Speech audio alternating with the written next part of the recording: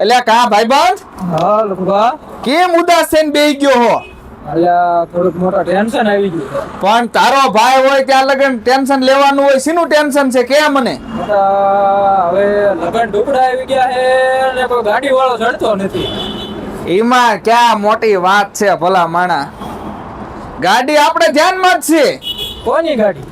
અરે ભાઈબંધની છે. ભાઈબંધ ને હાલ તને જોઈ હોય તો બતાવું, ઊભો થા. અરે હાલો જોઈ જ છે તો અને વળી આમ જો જૂનવાણી ભાતીગળ શણગાર વાળી ગાડી, એ પછી શણગાર વાળો અને સનરૂફ ટાટાની પંચ ગાડી.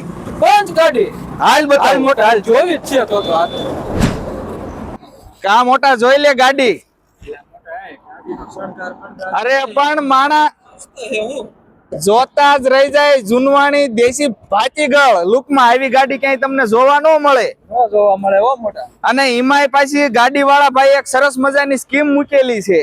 સ્કીમ મેલી હા. શું કેમ છે?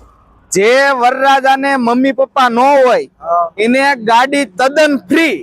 ફ્રી આવ ફ્રી માં. અરે પણ ડીઝલ ના પૈસા નહીં લેવાના, એનાય પૈસા નહીં દેવા. એનાય પૈસા નહીં લેવાના. તો જોરદાર સ્કીમ છે.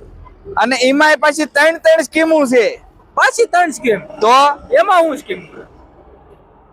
જે વરરાજાને મમ્મી અથવા પપ્પા ન હોય એને અડધા ભાડામાં ગાડી આપવાની. અડધા ભાડા? હા.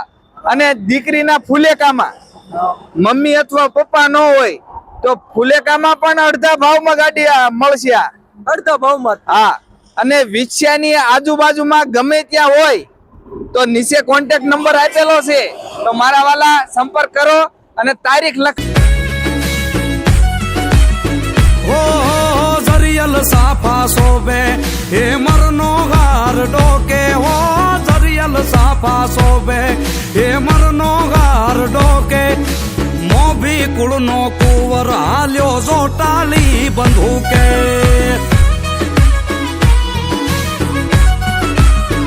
એ મારા મોભી કુળનો કુંવર હાલ્યો જોટાલી બંધુકે.